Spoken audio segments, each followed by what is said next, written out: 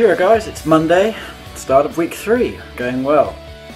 In the last video I talked about tracking my weight and how I use it to measure my progress, which is good, and giving me an idea of how my direction's going and how my progress is going.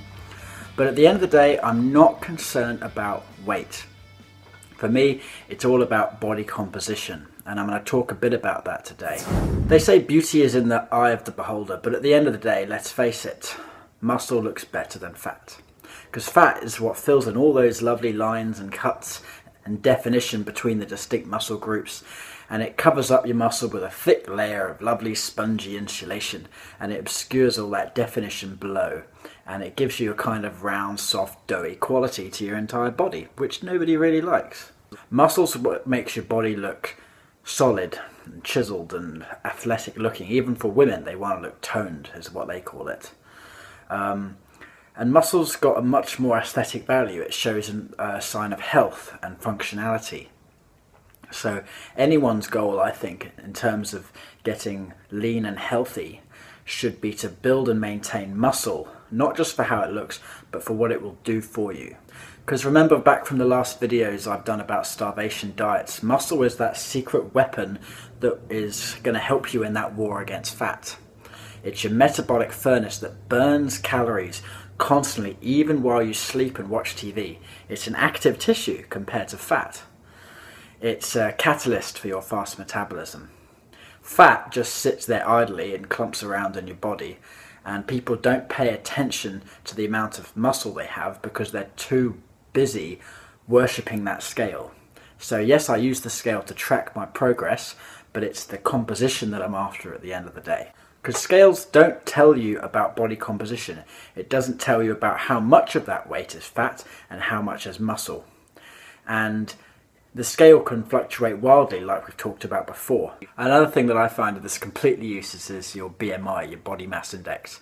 It's a really popular way people are using to determine someone's healthy weight, but it's really inaccurate when it comes to body composition. For me, it tells me that I'm overweight, and I'm technically overweight, even though my muscle weighs more than fat, so it thinks I'm overweight because I have more weight for the height that I am. So it thinks I'm overweight, but I really am not really. So talking about body fat, let's look at the numbers. What is the average body fat that someone has? Well, females, because of their estrogen producing hormones, have about 5% more body fat than men typically. So their average body fat for a woman is about 23%, and the average body fat for a man is 17%.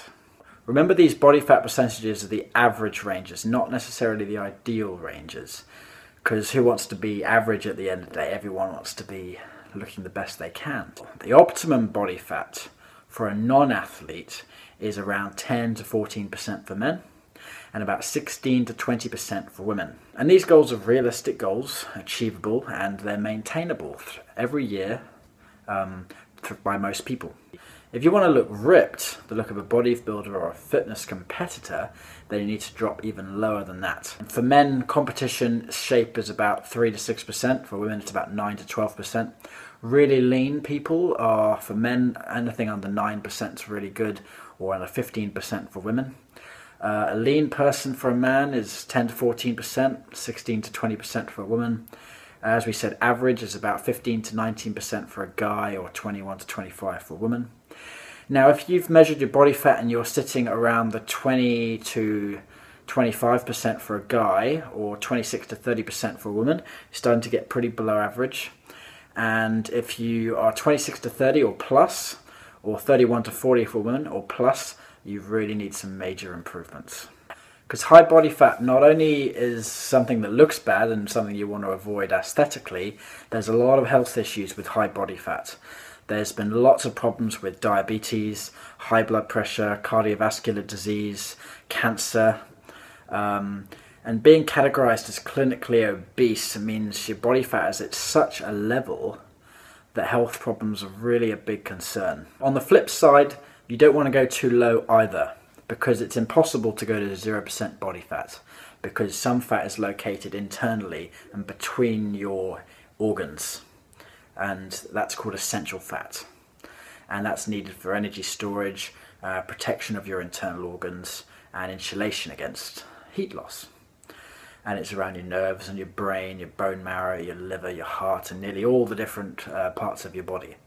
So for men, you really don't want to get below 2 or 3%, or for women about 7 or 8%, because then you're really getting into some health issues as well. So either extreme is bad. You want to just find that nice, healthy compromise in the middle. Okay. So different methods you can measure your body composition right now.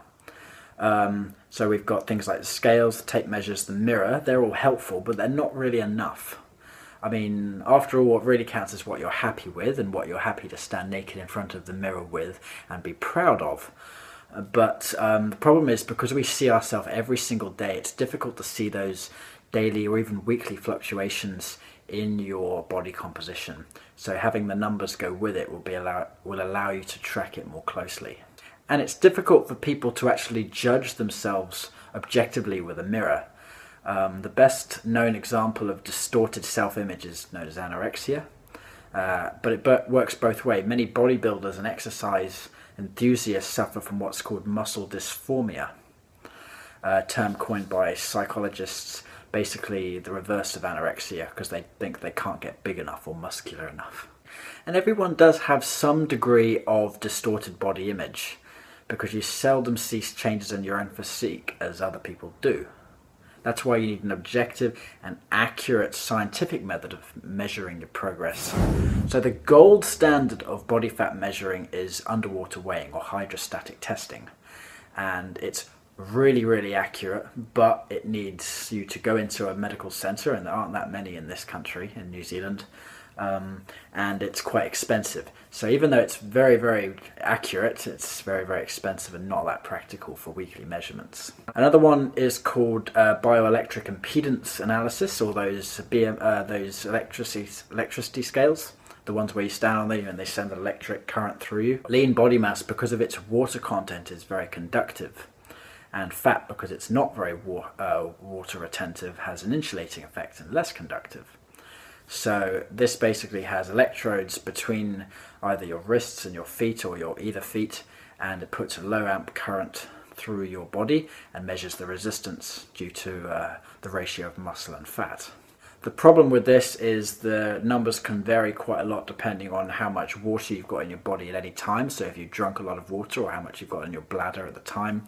And ones that go between your feet only go through the lower half of your body. So they don't actually measure your entire body, compared to something that may go between your wrist and your foot. Another one is circumference testing, where they take composition calculations based on the circumferences of your various body parts, such as your shoulders, your chest, your waist, your hips, etc. And then they do that with your weight, and they're able to come up with some numbers. And one really good one is your old hip to weight ratio. It's a really good example, and you've seen lots of charts of these in the fitness magazines, and you just simply plug it in and presto, you've got an estimated body fat. But remember, this still isn't that accurate.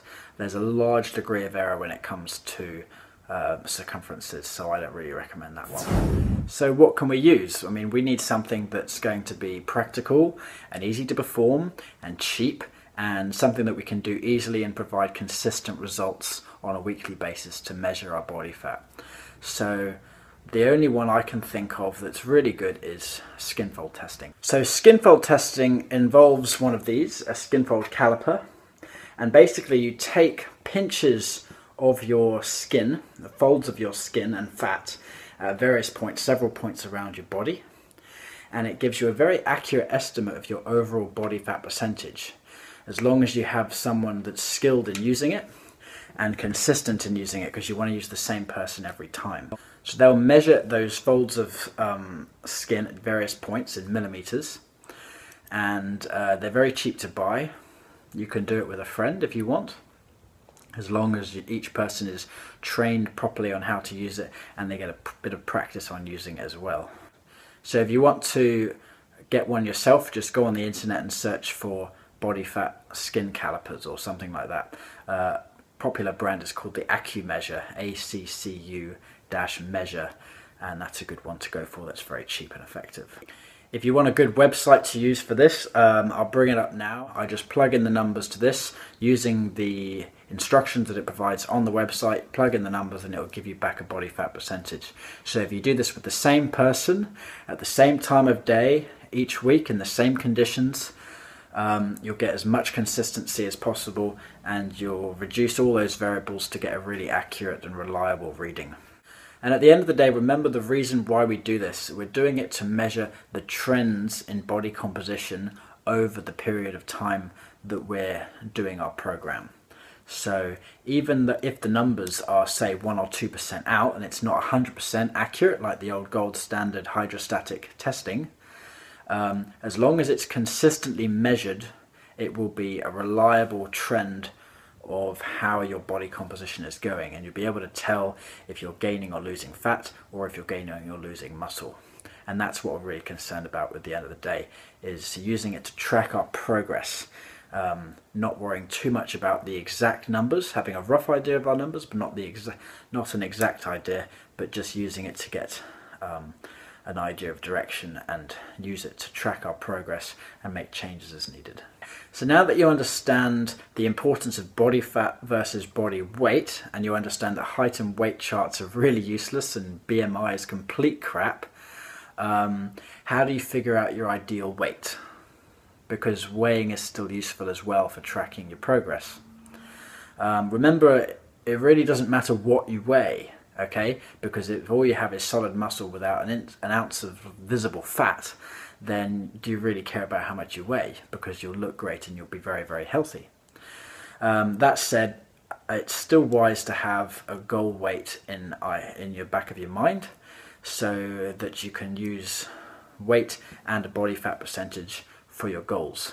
So all you need to do to find your ideal body weight is to know your desired body fat percentage, your current weight, body fat percentage, and lean mass.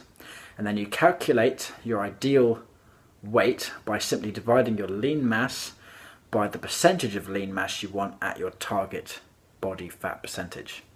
So to get your current lean mass, you get your current mass, your current weight, and your body fat. So say you were 10% body fat, you'd be 90% lean weight. So 90% of your current weight is the amount of lean mass you have.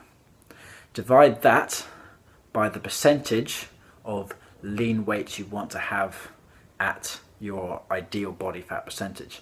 So if I want to get to 6%, that means I want to have 94% lean mass. So I would divide my lean mass by 0.94. And that would give me my ideal body weight. Remember, it's very common to see a large weight loss of 3 to 5 pounds in the first week when you start a nutrition or exercise program, because water weight is part of that lean body mass number. So if you see lean body mass going down quickly at the beginning, that's not a problem. After the first week or two, it should stabilize around 1 to 2 pounds or less per week, and lean body mass decreases will be minimal at that point, and it should just be fat mass coming off. So we've talked about how to measure and use scales to the best of your advantage, and we've talked about body composition and how body composition is much more important than scales when looking at long-term goals. In the next video, I'm going to talk about charting your progress and how you can use all this feedback to get where you are now to where you want to be, and using those numbers as feedback and changing what you're doing to get the best results without plateauing in the first place, without getting the wrong results, and making sure you're not wasting your time. Have a great day, guys. See you tomorrow.